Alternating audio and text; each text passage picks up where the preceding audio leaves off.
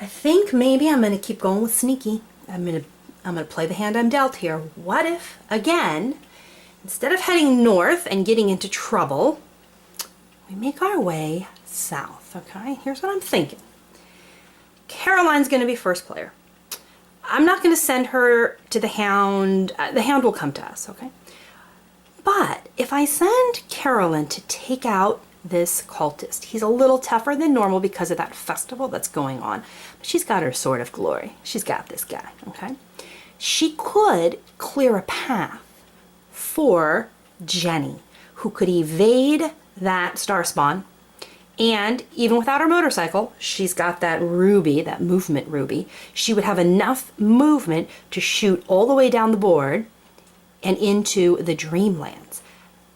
And she's got the gate box, okay? So even though she's going in the Dreamlands, she can pop out up top there and close that. Because that'll avoid me having to double evade. If otherwise, Jenny has to evade the star spawn, move up to Independence Square, and then evade the formless spawn. And while you know, that's definitely a possibility, it might be a little easier to continue to kind of go at this from the side rather than head on. That seems to be working for us. So what if we do that? Obviously, Amanda is sort of down for the count, but what if these two ladies, instead of heading north, head down here? I can be sneaky if I have to. I don't mind. All right, so we're going to refresh our motorcycle. We filled it with gas. Sorry, Caroline is first player. She's still at full sanity, believe it or not, so there's nothing else to do for upkeep for her. She's going to need a movement of 1, 2, 3, no ice, not a problem. All right, so she has her speed of 3. If we exhaust the motorcycle, we'll also be able to do our tome. And to do that, we got to make a lore -1. So our lore right now is 4. Do we want to bump that? We are going to have to fight that cultist. Let's see. What are his stats again? I know he's got an extra toughness. Oh, so there's no sanity check. It's just a straight up fight, 2 hits. All right, all right. So if we're just going to do a straight up fight, a sword of glory, 6 plus 3. Man, that seems like plenty to me. Let's make sure we make our lore check, because this might be the only chance we get. So let's go ahead and bump up max out our lore. We're going to max out our lore. So that should give us enough movement. We're going to do the book first. We're not going to fall for this twice. We're going to read our book and take out that cultist. All right? Amanda is slowly running out of items. That's all right. So she's going to stand up, but we still get to futz with her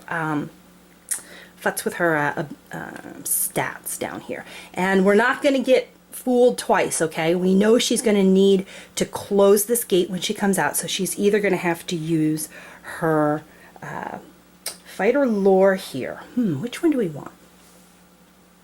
So the good news is she has a focus of 3. All right. So, with a speed +1, okay. Fight, we can get her up to a 4. And lore, we can also get her up to a 4. I feel like I want to keep her lucky. That's just been working for her. So let's go with our fight. Let's max out our fight. It's going to leave us open to a will hit, but I don't know. That's my gut here. So we're going to stick her fight high, or maybe we'll stick her fight medium. We're not coming out of that gate yet. Well, I shouldn't say that. I really shouldn't say that. But let's just leave her fight medium. We could boost it up again if we need. We'll give her a little more willpower. And we're going to keep her lucky. Let's keep her lucky. Finally, Jenny. Let's see. We need her to evade that guy up top. Okay, let's give her her $1. She's accumulating her wealth again. We need her to get away from that star spawn And I think we're going to do it the same way before. We're going to try the mists, and if those fail, we're going to do a straight up sneak. And she'll need, however, a movement of 1, 2, 3, 4. So she has an automatic 3. She has the map for 1. So let's go ahead and bump her sneak as high as it can go. So if the mists fail, we're going to try a regular old evade. All right. All right, let's see if going in south helps us a second time this turn. So we're going to start with Carolyn. We're going to first use our book, and then we're going to move 1, 2, 3 and combat the cultist. So book, then cultist. All right, so let's start with our book. Exhaust and spend 2 movement points, okay? The good old motorcycle gives us our 2. To make a lore -1 check. Okay, her lore we set nice and high at a 5, so she's going to have 4 shots at this. Let's take those 4. And hopefully, oh my goodness, it's taken us so long to do this. All right. Yes, we did it. If you pass, draw 1 spell, lose 1 sanity. I'm totally okay with that because remember, she can heal herself. This is the whole reason I left this with her. Draw 1 spell. We get, ooh, Voice of Ra. Upkeep. You may cast and exhaust to gain +1 to all skill checks for the rest of this turn. Oh, yeah. Oh, yes, we will take that. All right, during the upkeep, so we can't do it now. That's all right. That's all right. Next turn, I'll take that. Lose 1 sanity. Oh, put 1 stamina token from the bank on here. So if there are 2 tokens, we lose the book. So we can do this one more time. Okay, okay. Ooh, I like this book. Okay, so let's stick that there. Stick that there. Let's give her back her sneak. Okay, so that's part 1. That's what she did first. Okay, move these aside. Now, technically she moves, but I'm too lazy to reset the camera, so I just did it all at once. And we're going to try and take out this little guy. He has a toughness of 2 this time, okay, because of that effect of the darn festival. But we get an extra dice trying to wallop him. And even better, we have our magic weapon. So we get 6 from our weapon. We gave ourselves a fight of 3 and an additional 1 because cultists are just not real fast, I guess. They're easy to hit from behind. Okay, here we go. And out of all of that, oh yes, we've got our 2. Okay, so the only thing we have to remember, I believe, yeah, we killed the maniac. Let me check here. And he had an extra toughness because of our Elder One. This was a normal cultist, so that's 3. So we are up to 5, which I think is the magic number, right? To get blessed or something? I'll have to check it out. But just remember, she's got 5 monster trophies worth of toughness. All right, and poor little Amanda wakes up, and she is now in the Dreamlands again. But Carolyn and Jenny continue to work well. That power lunch in downtown really helped. The way is clear, so all we have to do is get past this star spawn. And he has a sneak of -1, or sorry, an evade of -1. All right. And just like last time, I'm gonna assume, again, call me if I'm wrong, guys, that I can try the mists to automatically pass my evade check. And if that doesn't happen, then I can just do a regular old evade check, okay? So, same as last time, casting modifier is his evade modifier, which was -1, no sanity cost, okay? And we left her lore +1 at 4, so she's going to get 3. And you guys know my secret, always take the happy ones.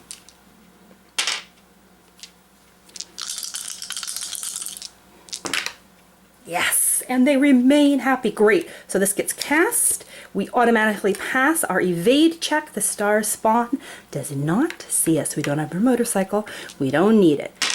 She gets to move, whoa, all the way down the board. So she's going to use her map of Arkham and her magic ruby to get her a movement of 1, 2, 3. Thanks, Carolyn. Ooh, is there anything they want to pass each other? Wait a minute, wait a minute.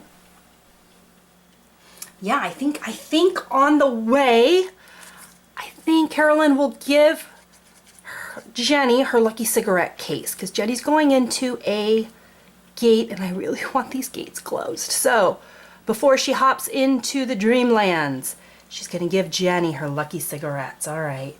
Jenny's hilarious with her motorcycle revolver and now cigarette case. She's heading in, her last movement point, into the woods and into the Dreamlands. Caroline's alone in Uptown. That's okay. She's not going to have any encounters. All of our encounters are going to be otherworld. Ooh, let's do that. All right, the girls are both in the Dreamlands, but yeah, Amanda goes first, so any color will work for the Dreamlands. Oh, actually has the Dreamlands on it. Wonderful. Okay. The stone face reveals to you one of the deepest secrets of the Dreamlands. Pass a lore -1 bracket 2 check to gain 4 clue tokens. If you fail the check, however, the site claims your last shred of sanity. Lose all your sanity. What? Okay, I had to double check, but lore -1 bracket 2. That means the difficulty of this skill check is 2. We need 2 successes, not 1. And remember, I decided to make Amanda lucky over Lori, so she only has a lore of 2. So that's a problem. So we only have 1 die. There's no way we can make 2 successes. So let's just spend a clue token, because if we lose all of our sanity, we lose all of our clues and items, and it's just badness. So why not? Why not go for it? So let's just see if she can roll 2 successes right off the bat. Oh my goodness, Amanda! Are you kidding me? She did it. She absolutely did it. Wow. Okay, we passed a lore -1 with 2 successes. We get 4 clue tokens. Girlie, you continue to amaze me. Amanda pulled off an incredible win. Let's see if Jenny can be as lucky. Dreamlands. No Dreamlands, but we have an other. The colors are blinding. Pass a lore -1 check or stay here next turn. So much lore, all right. So, lore for Miss Jenny. Okay, +1. +3 is 4, but it was a lore -1 check. Yep, okay. Or she just stays there. Okay, that's not so bad, but still, it would be nice if we can power through this Dreamlands. Oh, yes, yes, we can. Okay, we pass our lore check. Looking good. All right, on to Mythos. Let's see what pops in next. Oh, Hibbs Roadhouse gets a gate. All right, Doom token on. We're up to 3. The gate goes to Yagath. He is not an easy one to close. All right. But we also need a monster to shoot out of it. How about... Oh, another Gug. Oh, our Gug. Right, because I missed him. Yeah, let's bring him back. Oh, great. Hibbs Roadhouse. I don't know what the people in Northern Arkham have done, but they are clearly at fault for what is happening. Urgh. Okay, for monster movement, okay, we do have a plus, and that's that star spawn in downtown. So he's going to move white.